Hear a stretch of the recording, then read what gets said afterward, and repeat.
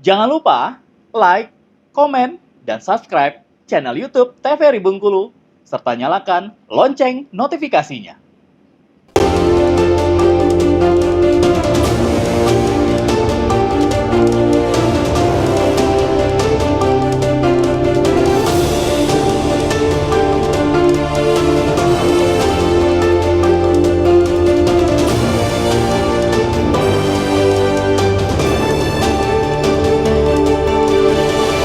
Terima kasih Anda masih bersama kami di TVRI Bengkulu, masih dengan tema yang sama terkait dengan arti penting donor darah. Dari Bang Leo sendiri mungkin bisa diceritakan ya terkait dengan kegiatan relawan donor darah di Kota Bengkulu sendiri. Adakah mungkin strategi yang dilakukan agar nantinya pendonor darah ini semakin banyak terutama di kalangan anak muda ya? Seperti apa cara menjangkaunya nih? Ya, untuk meyakinkan masyarakat benar. ya dengan kekhawatiran yang kita pengennya ada, sih gitu. suatu hari nanti setiap aksi itu dan mungkin juga setiap pendonor itu bisa melihat bahwa itu sebagai hidup dan asik. Itu pengennya ada istilah itu, bukan cuma sedekah. Kan kita punya emblem itu kan, jargon-jargon itu, sedekah lah, gaya hidup begitu. Tapi kita pengen juga ada misalnya keasikan donor darah itu. Jadi setiap aksi donor darah itu ada maskot, ada tari-tarian, ada musik begitu kan. Terus misalnya mobile unit PM itu dikawal dengan kita punya maskot relawan darah yang lucu, kita punya jingle bell istilahnya gitu ya, untuk memberi semangat kepada donor darah. Dan juga sepulangnya dia dari donor darah, dia misalnya punya dia dapat gantungan kunci atau hal menarik sebagai lainnya, muk atau apa begitu kan. Itu sebagai penyemangat untuk para pendonor darah. Kita pengennya itu kalau misalnya suatu hari nanti bisa seperti itu. Kita juga pengen misalnya di tempat-tempat keramaian, nggak cuma weekend, seperti di Makassar itu dia punya gerai sendiri di mall dengan kursi yang kayak Ferrari begitu, warna merah, ya dok ya. Jadi dipannya tuh bukan cuma dipan yang biasa aja, tapi memang sudah bentuknya unik-unik. Kita mungkin Bengkulu nanti mungkin dipannya bentuk rafflesia atau apa begitu kan. Dan di tempat keramaian dia punya gerai sendiri, bisa kapanpun ke situ. Jadi orang yang mungkin lagi jalan-jalan, saya mau donor jadi nggak mesti harus jauh-jauh misalnya ke UDD kalau memang jarak rumahnya jauh ya. Nah kita pengennya seperti itu ya, donor darah itu asik istilahnya begitu.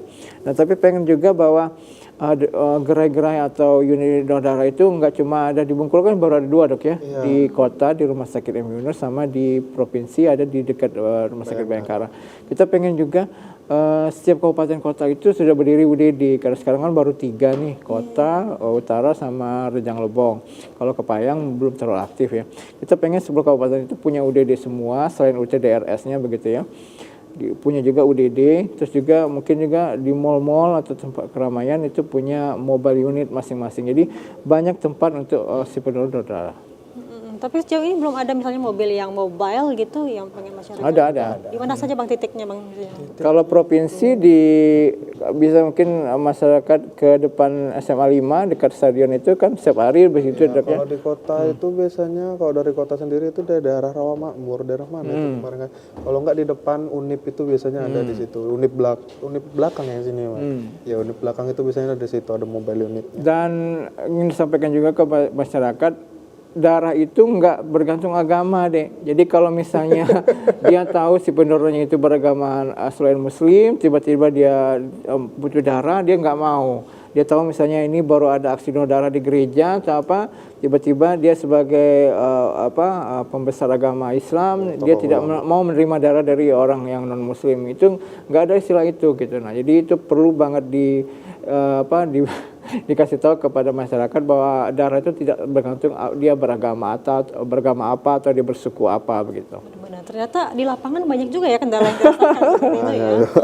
Kan kita kan harapkannya semoga masyarakat juga menjadikan ini habit ya Bang ya, seperti di Bandung yang sampai ngantri gitu kan, sampai banyak juga yang penyalur darahnya seperti itu. Nah kalau misalnya secara sistemnya sendiri untuk orang-orang yang mungkin sakit ya, mengambil darah di PMI dan juga orang-orang yang kecelakaan, itu sistemnya sama atau seperti apa? Apakah dari rumah sakitnya yang mengambil atau harus dari keluarga pasiennya? Itu kalau misalnya sistem itu biasanya nanti dari dokternya sendiri nanti akan ngasih tahu. Misalnya emang dokter mungkin dia tabrakan ya, itu nanti dokter spesialisnya akan ngasih tahu butuh kantong darahnya berapa.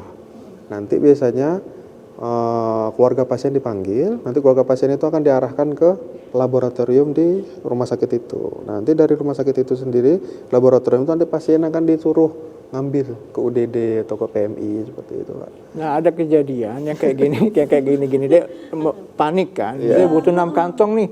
Langsung keluarganya panik, butuh 6 kantong sekaligus. Padahal tuh setiap pasien itu paling tidak, kalau bukan kecelakaan ya, itu paling kurang itu 1-2 kantong aja deh. Karena Sehari orang 1 kantong biasanya. karena orang itu harus ada infus, obat, dimasukkan ada jeda-jeda waktunya gitu. Besok dicek lagi hemoglobinnya udah naik atau belum, kalau belum tambah lagi. Jadi terkadang keluarga pasien udah panik, udah butuh 6 kantong, dia pikir 6 kantong itu malam itu juga. Gitu. Iya. Nggak ada istilah darah itu lebih dari 2 kantong per hari, ya. Jadi memang dibutuhkan sebanyak itu, tapi bukan sebanyak itu juga untuk dimasukkan ke keluarga pasien pada saat itu juga. Pada saat itu juga, bukan kayak minum seliter 2 liter air. Kecuali kalau misalnya mungkin operasi besar, nah itu butuh dia. Untuk mungkin ya namanya operasi besar itu mungkin biasanya itu 4 kantong itu sekali operasi itu ada itu. Berarti ini salah pemahaman saja, Iya. karena sebenarnya bertahap gitu Bertahap. kan. Saya juga pernah lihat nih orang yang menerima menerima darah dari pendonor itu darahnya kan dingin tuh ya, terus itu harus dihangatkan gitu ya Bang ya. Itu fungsinya apa sih Bang? Itu sebenarnya kan namanya kan dingin kan dia. Sebenarnya bukan untuk mencairkan lagi, dihangatkan itu dia untuk biar mungkin lebih lancar untuk masuk ke dalam nanti itu pas tutup ditransfusinya seperti itu. Dan memang kalau yang misalnya kecelakaan butuhnya memang kalau pas lagi kita butuhkan misalnya di grup-grup itu darah segar, ibaratnya langsung dari pendonornya itu pengen butuh darah baru begitu, bukan darah yang udah berapa hari dibekukan di UDD begitu kan. Memang ada istilahnya memang darah segar, memang darah yang dari pendonor langsung sudah di screening pastinya langsung didonorkan, biasanya yang kecelakaan dok ya. Yang kecelakaan itu, kecelakaan besar gitu.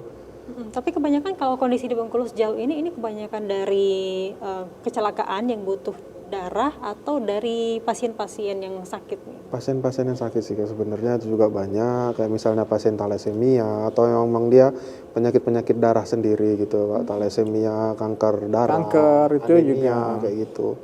Kan kalau misalnya pasien yang sudah kemoterapi dia kan turun tuh darahnya. Nah, mau kemoterapi selanjutnya dia kan harus ada standarnya kan. Dia harus transfusi lagi sekantong atau 2 kantong gitu. Baik, kita break dulu. Nanti kita bahas lagi setelah jeda pariwara berikut ini. Tetap bersama kami di Berondot TVRI Bengkulu.